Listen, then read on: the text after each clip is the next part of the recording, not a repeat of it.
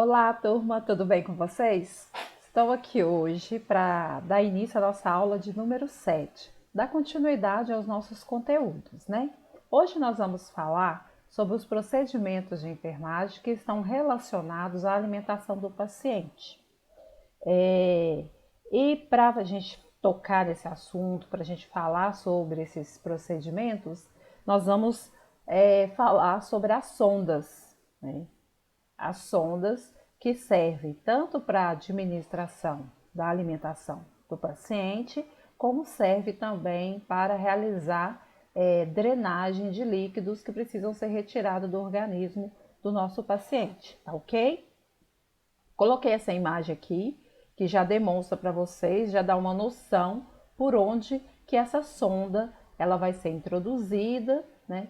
E o papel que ela tem aí na assistência à saúde desse paciente, ok? Vamos lá então.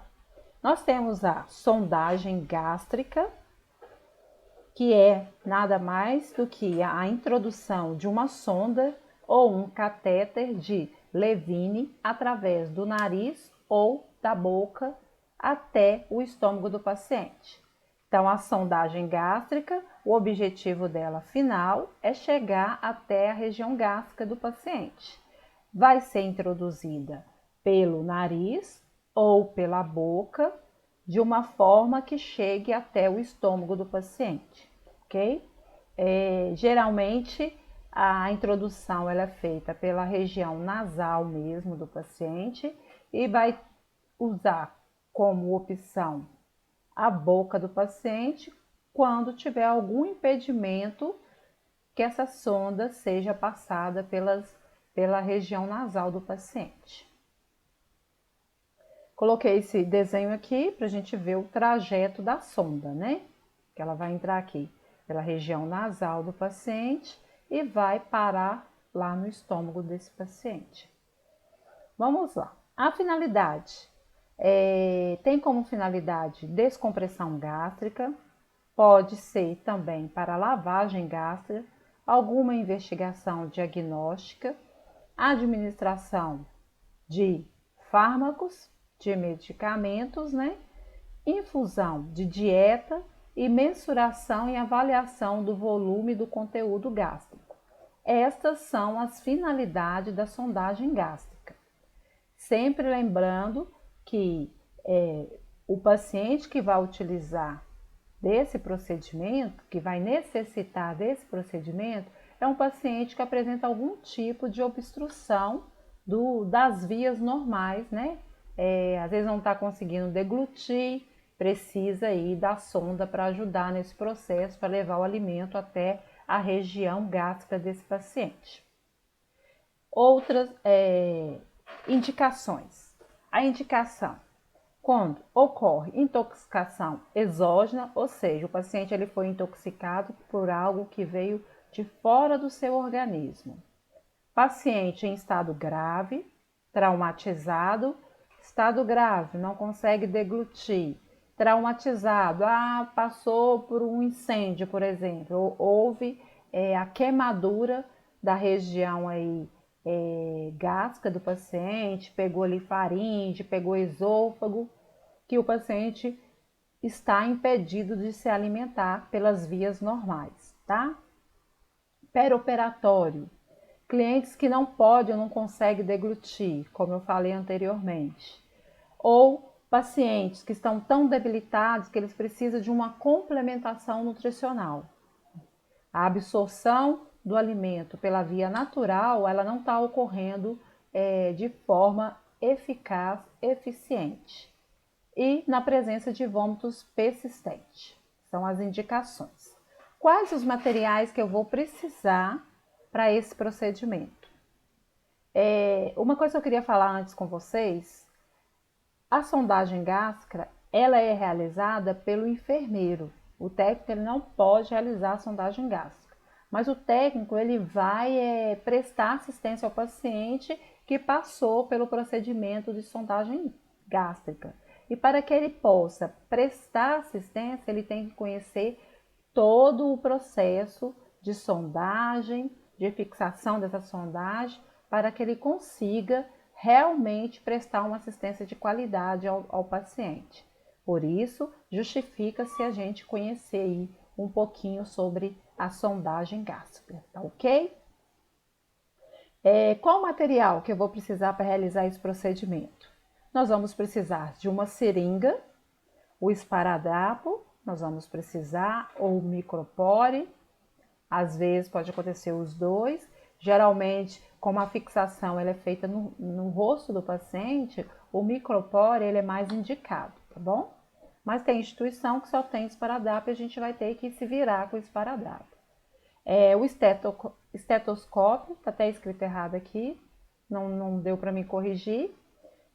Xilocaína, que é um anestésico que vai ajudar na passagem dessa sonda.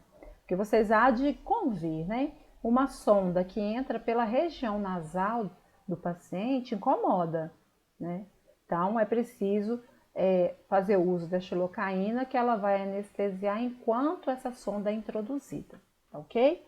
Luvas de procedimento e a sonda.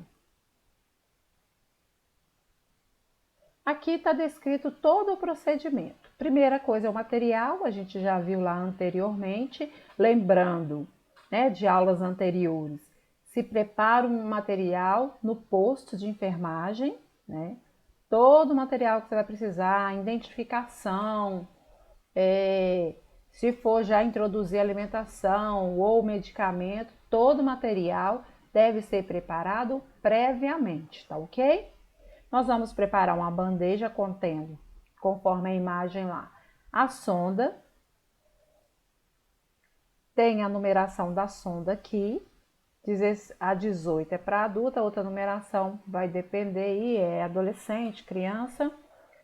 O esparadrapo a gente já falou, xilocaína, gás, a luva de procedimento, uma seringa de 20 ml, o estetoscópio para fazer os testes, um copo com água, que também é para ser utilizado na realização de teste para ver a correta localização dessa sonda, uma toalha de rosto de uso pessoal, e caso a sonda nasogástrica seja aberta, nós vamos adicionar uma extensão e um saco coletor.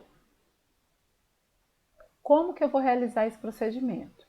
Como todo procedimento que é realizado com o paciente, eu vou explicar ao paciente como que vai ser realizado esse procedimento. Logo após eu vou colocar em posição de Fowler, que nós vimos aí na última prova, né, as posições de exame. Nós vamos colocar o paciente em posição de Fowler, colocar a toalha sobre a região cervical desse paciente, né, tórax, região cervical, calçar as minhas luvas, abrir a sonda, vamos fazer a medição da sonda para ver se ela, para a gente ter noção da quantidade de sonda que nós vamos introduzir a partir da narina do paciente para que consiga chegar até o estômago, tá? A medição, a mensuração dela é realizada dessa forma. Você vai pegar a sonda, vai pegar a ponta dela sem encostar no rosto do paciente, porque a sonda ela tá estéril, tá? Vai pegar a sonda e vai medir da ponta do nariz até o lóbulo da orelha do paciente, e do lóbulo da orelha você vai medir até o apêndice tifoide, né? Que é a estrutura logo que termina o processo aí do tifoide, tá ok? Vou marcar esse local, essa medida final até o apêndice tifoide. Lembrei o que eu queria falar, que está abaixo ali no finalzinho do externo, né? O apêndice tifoide. Então, eu vou fazer essa medida até o apêndice tifoide e vou pegar uma caneta, uma fita de esparadrapo mesmo e vou medir ali até onde que eu vou introduzir essa sonda, tá ok?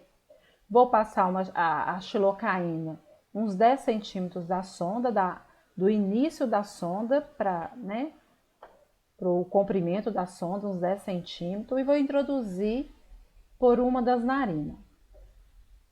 Alguns cuidados que eu tenho que ter na hora da introdução, eu vou pedir ao paciente para baixar o seu pescoço, o queixo do paciente ele tem que encostar no tórax do paciente.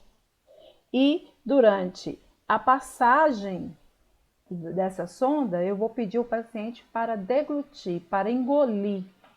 Às vezes eu falo deglutir, o paciente não entende. Você fala assim, senhor, senhora, fulano de tal, engula enquanto eu estou passando. Vai. Ele vai engolir e dessa forma vai facilitar a introdução dessa sonda, tá? A partir daí eu vou introduzir até o ponto que eu marquei. Após essa introdução eu vou fixar essa sonda. Eu separei um vídeo para que vocês visualizem tudo isso que eu estou falando aqui. Muito facinho. E lá ensina como é que a gente vai fazer essa fixação com micropore. Não esqueça, tá?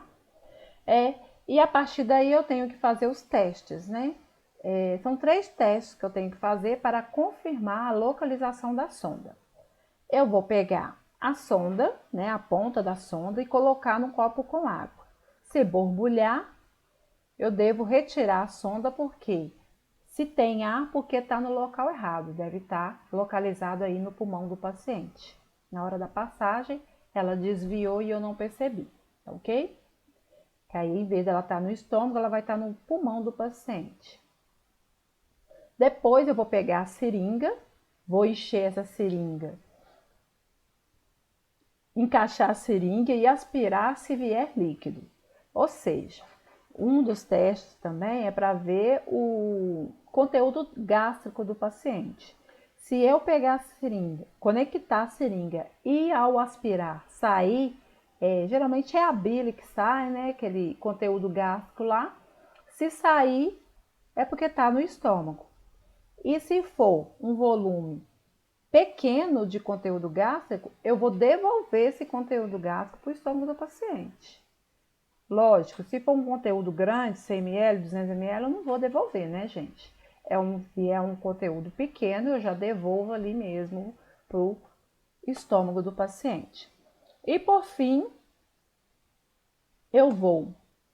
um dos testes que a gente pode fazer também é pegar uma seringa de 20, puxar o seu êmbolo, encher de ar e vou introduzir o ar na sua sonda, usando um estetoscópio com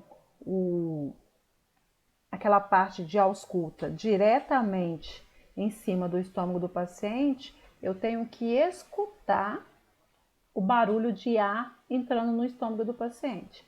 Escutei, tá ok, essa sonda ela está localizada no local certo, tá ok? Estes são os 3 testes que devem ser feitos após passar uma sonda nasogástrica.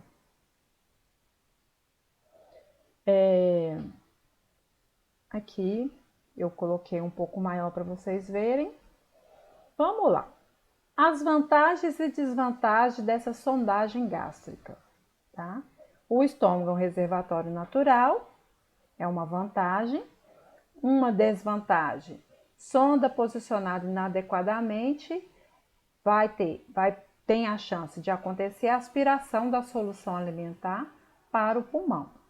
Então, se a sonda ela foi passada de forma correta, a vantagem é que o estômago ele é um órgão oco, então ele é um reservatório natural. Se a técnica foi usada de forma incorreta e o profissional não verificou através dos testes e essa sonda for parar no pulmão do paciente, essa é uma desvantagem dessa sondagem, né? A imperícia do profissional de realizar um procedimento e não confirmar a sua correta localização. Então, são essas duas, essa vantagem e essa desvantagem que eu coloquei aqui para destacar a importância, né, de se verificar aí a localização correta da sonda.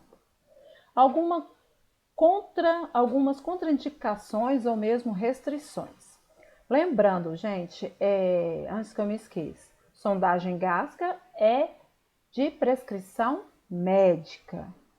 Nós só vamos realizar no paciente se tiver prescrito no seu prontuário, tá ok?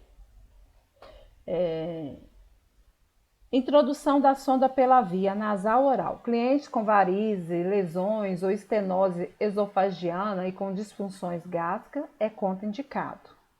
Nasal. Clientes ou paciente com fratura de base de crânio, também a sondagem gástrica é contraindicada.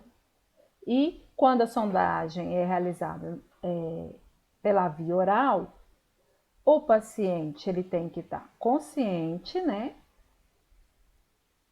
Eles pode acontecer de ocorrer, né, essa contraindicação nos pacientes conscientes, pacientes que vão apresentar grandes lesões na cavidade oral, pacientes que apresentam fraturas de mandíbula e de maxilar e fixação cirúrgica de mandíbula. Isso aqui que eu acabei de falar com vocês são as contraindicações, né? São contraindicações que vão ocorrer pela via de introdução dessa sonda. Então, nasal e oral, se o paciente apresentar varizes, lesões ou uma estenose, que é o estreitamento, né, da região nasal ou mesmo da faringe ali do paciente, é contraindicado, ou qualquer outra disfunção gástrica.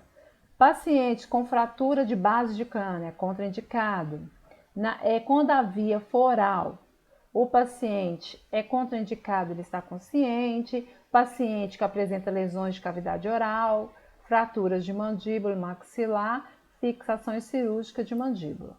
Eu repeti essas contraindicações porque elas são muito importantes. A gente tem que ter o conhecimento se o paciente ele encaixa em alguma contraindicação dessa aqui, ok? Uma coisa também na hora de fazer o procedimento, que eu acabei esquecendo de falar, se o paciente faz uso de prótese dentária, ele tem que tirar, tá? Tem que fazer a retirada. Se o paciente for um paciente muito debilitado, o profissional tem que fazer a retirada dessa prótese dentária. O nome da sonda que é utilizada é Levine. Ela é uma sonda curta que possui uma única luz, sendo confeccionada de plástico ou borracha com abertura perto da sua ponta. A numeração vai variar de 14 a 18. O tempo de permanência é de acordo com as condições e características do paciente. De modo geral, deve ser de curta permanência ou até que o tratamento definitivo seja estabelecido. A literatura também fala que a sonda ela vai ficar, se for para drenagem, né, pequenas drenagens, ela pode ficar no paciente até 5 dias, né? Se for para alimentação, pode ficar até 7 dias, pode ficar até 7 dias no paciente. Essa é uma outra literatura que informa esse tempo de uso da sonda, mas sempre observando que vai depender da orientação do médico, né? Ou igual falou aqui, né? A opção é de curta duração ou até que o tratamento definitivo seja estabelecido. Lembrando que se for drenagem vai ser 5 dias de permanência e se for questão de alimentação do paciente vai ser 7 dias de permanência, ok? Aqui eu deixei evidente a mensuração para que vocês possam ver, né? Aqui o profissional medindo da ponta do nariz ao lóbulo da orelha e do lóbulo da orelha até o apêndice xifoide. Essa é a medida que é feita para a sondagem gástrica, tá? Nós temos outro tipo de sondagem que eu não vou falar, não vou entrar em detalhes porque é a sondagem que vai fazer o enfermeiro. Mas temos a sondagem nasentérica, que ela vai até o intestino do paciente. Nesse caso aqui, vai medir até o apêndice xifoide, se for uma sonda nasentérica, e depois mais 10 centímetros para para que a sonda chegue até o intestino do paciente, tá bom? Aqui eu explico novamente a medida. Algumas intervenções e observações que o profissional deve ficar atento. Retirar a sonda imediatamente durante a sua introdução, quando for observada angústia respiratória, queda do nível de saturação de oxigênio. Às vezes acontece do profissional enfermeiro ter passado a sonda e o paciente apresentar uma reação um pouco depois. Geralmente, quando a sonda está no pulmão, a reação é imediata, né? Que o pulmão ele não aceita nada a não ser ar. Se tem outro objeto não, outra situação, ele vai manifestar através de tosse, o paciente fica cianótico. Então, são reações respiratórias que vão sinalizar que a sonda está no local errado. Mas, se o profissional passar e não perceber, e você for fazer assistência ao paciente perceber algo desse tipo, tem que avisar ao enfermeiro e ao profissional médico, tá? Trocar a fixação da sonda a cada 24 horas ou antes, se solto, observando a presença de lesões traumáticas ou alérgicas na pele adjacente ao local de inserção e de fixação da sonda. Higienizar a narina 2 vezes ao dia ou mais vezes quando necessário, com cotonete ou mesmo com as gases umedecidas, né? Vai avaliar o aspecto e mensurar o volume de resíduo drenado antes de iniciar a dieta em lactentes, ou seja, criança menor de 1 ano. Checar sempre a permeabilidade e o posicionamento da sonda antes de iniciar uma nova dieta e antes de administrar os medicamentos, principalmente quando o cliente estiver apresentando vômito, queda do nível de saturação de oxigênio, tosse persistente. Realizar higiene oral do paciente a cada 6 horas. Uma coisa que eu estou lembrando aqui, vocês estão vendo eu falar muito em cliente, né? O paciente hoje em dia, ele é enxergado, ele é visto, né? Enxergado não, ele é visto como um cliente, tá? Então, na instituição particular, é muito comum que se ouça o termo cliente. Mas, por ele ser tratado como cliente, ele não perde o status de paciente. O tratamento por paciente ainda ele é muito forte. Então, se você ouvir cliente, não está errado. Muitos vão falar paciente, mas a terminologia cliente, nos dias atuais, é muito usada. Eu coloquei aqui também para a gente conhecer um pouquinho da lavagem gástrica, tá? Ela é a lavagem da cavidade gástrica através da introdução e remoção do líquido por uma sonda gástrica. Tem a finalidade de drenar secreções, investigações diagnósticas e medida terapêutica. Indicações: intoxicação exógena, perioperatório, hemorragia gástrica e algumas afecções gástricas. Ela é contraindicada após a ingestão de substâncias corrosivas, como soda cáustica, contraindicações ou restrições para a passagem de sonda nasogástrica, clientes graves, inconscientes e confusos e crianças com menos de 1 ano de idade. Paciente no último trimestre de gravidez, né? A gestante no último trimestre de gravidez e paciente no estado de convulsão, ok? É uma matéria muito simples, né? É importante para vocês saberem como que a sonda ela é introduzida, como que você vai cuidar dessa sonda. Coloquei aqui alguns cuidados de enfermagem técnico vai realizar, né? No mais, é uma aula mesmo para conhecimento e vocês têm que conhecer todos os procedimentos que são realizados com o paciente. Agora vocês podem voltar para a nossa sala online, que vai ter um exercício sobre essa aula, vai ter um momento para vocês retirar dúvida, né? Espero que tenha anotado suas dúvidas enquanto foi assistindo a aula e eu estarei na sala online para tirar dúvida e conversar com vocês. Conto com a presença de todos vocês lá na sala online e até a próxima aula. Tchau, tchau, fiquem com Deus.